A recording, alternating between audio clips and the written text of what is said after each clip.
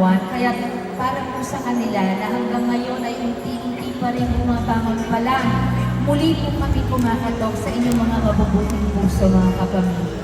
Mga kapamilya, maaari po kayo magpadala ng donation sa ABS-CBN Foundation sa iba't ibang paraan po.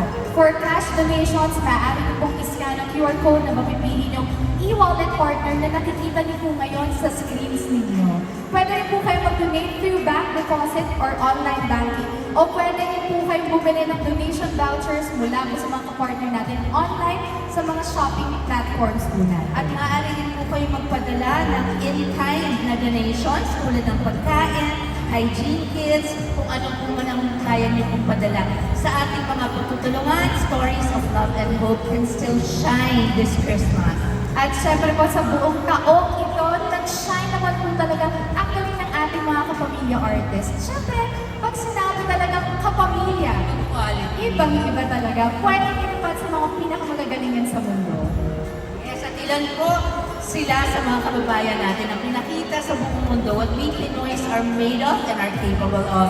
Ladies and gentlemen, we are our Pinoy Pride Kapamilya, starting off with this year's Seoul International Drama Awards Most Outstanding Asian Awardee, Kim Chu! This that pretty girl, mom, you just